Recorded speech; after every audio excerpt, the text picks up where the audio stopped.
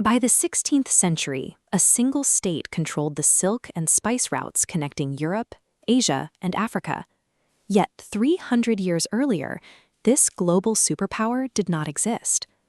Following the Mongol invasions of the 13th century, the Anatolian frontier was an unstable zone navigated by small bands of nomadic Turkmen raiders. One of these bands was led by a chieftain named Osman. For years, the accepted history claimed Osman built his state through Gaza, a strict ideology of Islamic holy war aimed entirely at conquering his Christian neighbors. But contemporary documents reveal that Osman and his heirs were extreme pragmatists. They actively recruited Byzantine elites, Christian peasants, and rival mercenaries into a highly adaptive political coalition. It was this inclusive, flexible approach to governance that allowed an obscure frontier tribe to absorb its rivals and build a lasting state. As the Ottoman state expanded, it outgrew its nomadic origins. A sprawling empire required a sedentary, centralized administration and a massive treasury to fund it. To consolidate power, the sultans implemented the Dev-Shirmi system. The state levied young Christian boys from conquered Balkan territories, converted them to Islam, and educated them in the palace. These conscripts became the Janissaries. Unlike feudal militias, they were salaried professionals. Paid directly from the state treasury and forbidden from marrying, they functioned as an elite, fiercely loyal shock infantry answering only to the sultan. By the mid-15th century, this disciplined war machine had swept through southeastern Europe and Anatolia, effectively surrounding the last remaining enclave of the old Roman world, Constantinople. To secure their status as a transcontinental empire, the Ottomans had to breach a set of triple-layered walls that had repelled every invading army for over a millennium. In 1453, a 19-year-old sultan named Mehmed II committed the entire economic and military weight of his state to taking the city. He commissioned a Hungarian engineer to cast bronze supercannons. The largest of these, measuring 27 feet long, launched 300-kilogram stone projectiles. The sheer kinetic energy was enough to shatter the ancient Byzantine masonry.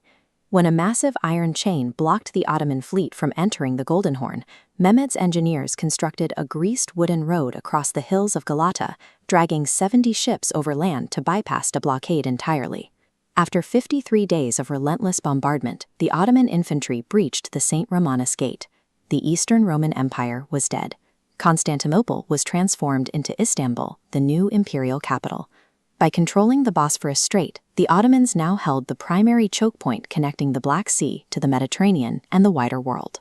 The empire reached its absolute territorial and economic peak in the 16th century under Sultan Suleiman. Under Suleiman, the imperial budget supported a surge in scholarly work. Physicians like Sabunçoğlu produced the first illustrated surgical atlases from the Islamic world, while the chief architect Sinan refined the domed mosque into a visual standard that defined the imperial landscape. To manage an incredibly diverse population, the administration developed the millet system. This legal framework allowed Christian, Jewish, and Muslim communities to govern their own internal affairs and maintain their own courts under imperial oversight. This map illustrates the 1683 Siege of Vienna, displaying the sprawling battlefield. This marked the absolute geographic limit for the Ottoman military.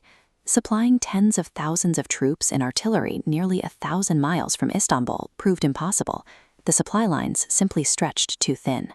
Because the Ottoman economy relied heavily on the acquisition of new lands and the collection of tribute, halting expansion stalled the state's financial engine. With no new borders to cross, the massive military apparatus turned its attention inward. While Ottoman borders remained static, Western Europe began mass-producing weapons and standardizing military drill through the Industrial Revolution. At the same time, the once elite Janissary Corps had degraded into a hereditary, armed political faction. They dominated urban trade monopolies and violently opposed any attempt to modernize the army. In Istanbul, they operated essentially as an extortion ring. Janissaries were known to intentionally set fires in the capital, demanding exorbitant bribes to extinguish them. Any sultan who attempted to curtail their power was promptly deposed or assassinated. This parasitic grip was broken in 1826. Sultan Mahmud II deployed a newly trained European-style artillery corps to bombard the Janissary barracks. executing thousands of survivors and officially dissolving the institution.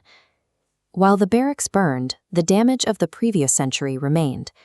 The empire still lacked a domestic industrial base to produce standardized firearms or steam engines at scale, leaving the state dependent on foreign technology it could no longer afford to import. Throughout the 19th century, the rise of ethnic nationalism tore at the edges of the state. Christian populations in the Balkans launched successful secessionist revolts, stripping the empire of its most vital agricultural territories. Geopolitically isolated and economically exhausted, the Ottoman leadership made a fatal calculation. At the outbreak of World War I, they allied with Germany. The conflict ended in complete military defeat. Istanbul was occupied, and the victorious European powers systematically carved up a 600-year-old empire. Out of the ashes of this dynastic collapse, a military commander named Mustafa Kemal Ataturk successfully rallied the remaining forces to forge the modern, secular Republic of Turkey. Though the dynasty vanished, its foundations remained.